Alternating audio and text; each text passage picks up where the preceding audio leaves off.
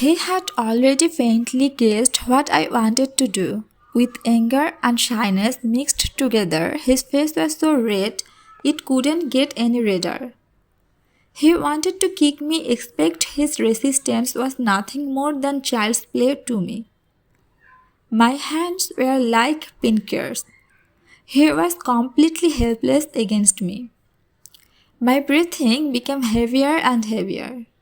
I wanted to do it in real life to satisfy myself, so I didn't hesitate any longer and violently went inside his body. To be honest, at the very moment even I thought it was extremely painful. His entire body was trembling and his hand gripped firmly onto the bedsheets as if he wanted to rip them apart. I heard this outburst of pain, but instead it just fueled my desire. I tasted extreme euphoria inside his body. I didn't care about his feeling at all. Plus, I couldn't control myself either. That was the first time I experienced what was known as I couldn't stop. The only regret was that he didn't cooperate perfectly like the male lead in the videos. From beginning to end, he kept on struggling as if his life depended on it. But this was also another type of stimulation. It depended my pleasure as well as my desire to conquer him. I didn't know how long it was before I didn't have any energy left. I lay on the bed and couldn't even speak. I closed my eyes and slept deeply.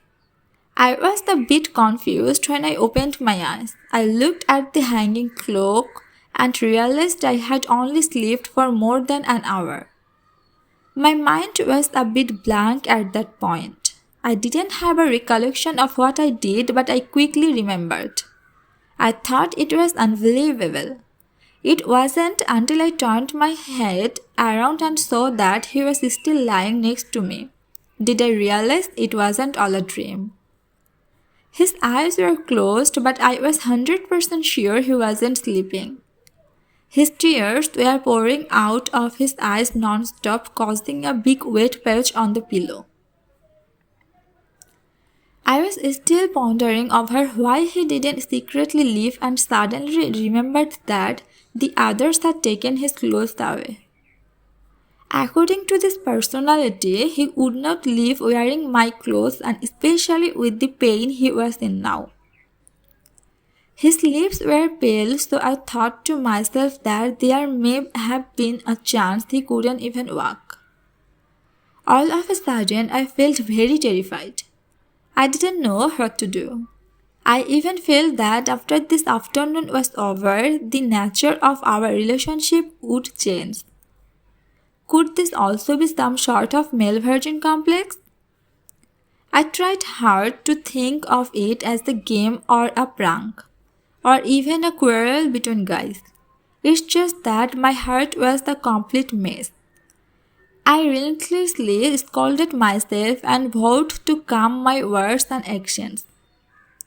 I put on my clothes first and then took out a set of new clothes my dad previously sent me from the drawer. Our heights weren't very different, so he should be able to wear it. I held the clothes and sat on the edge of the bed before I coldly said, "You have offended me before. No one would offend me has a good ending. I have let you off lightly this time. We are even now. However, I do warn you, if you go out and tell anyone about what happened, then either others will think you are mentally ill or they just don't believe you at all. Otherwise, you and your parents will be all laughed at. Don't forget those photos. Overall, the person who is going to suffer losses will always be you." He didn't say anything, nor did he open his eyes. He just bit his lips firmly, leaving a row of teeth marks when he let go. Tears rolled out of his eyes again. I didn't say anything else. I finally put on tough act. I couldn't do it again. I actually felt very empty on the inside, but it wasn't completely because I was scared he would sue me. I reluctantly held his upper body up and planned to help him put some clothes on.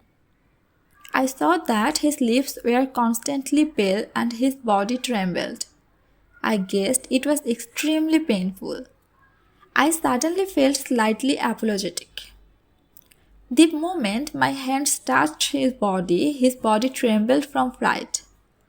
He opened his eyes and glared at me with hate and fear. However, he didn't have any energy to push my hand away. Coming across such a nail, I felt very bored and draped the clothes over his body. Then wear it yourself. Of course, if you don't want to wear my clothes, then just fine. You can just stay there every day and accompany me. Although I had some intentions of ridicule, my deep inner thoughts wished for such a thing to come true. He sat up with much effort, started blankly for a while before he slowly picked up the clothes. I looked at him drape the clothes over his body with extreme difficulty before slowly putting one hand in. I had never seen anyone dress themselves so slowly. It was a bit funny, but at the same time I pitied him slightly. I gazed at him as he trembled while doing the bottoms of edges and failed in the end. I couldn't hold back my laughter anymore and reached out to help him bottom up. He didn't refuse this time and only turned his head away so he wasn't looking at me. These bottoms really did have a peculiar design. I fiddled with them for many minutes in front of him. We were very close to each other. The scent of his body made my face heat up. His breathing made my hands slightly tremble. I wanted nothing more than for the bottoms to have been made even wider. He finally got dressed and just managed to stand up by propping himself up with much difficulty. I told him to wait. I opened the door and went to the basement to grab the bike so I could send him back. By the time I came back, he was already gone. I believed he hadn't gone far, but I was too ashamed to go looking everywhere for him. I sat on the couch in the living room without moving. My entire mind was blank. I asked for a few days off school and tried hard to make myself feel as though I had the flu or a fever or pain in parts of my body. To bluntly put it out there, I was just afraid to see Li Zhenyuan. I told Wang Xiaowang and the others not to come and find me. I just really wanted to hide in an empty world. When I finally got the courage to go to class, I discovered that my legs felt weak when I walked into the classroom. I cursed at myself a few times. Wang Shiwang hadn't come yet. He was late again.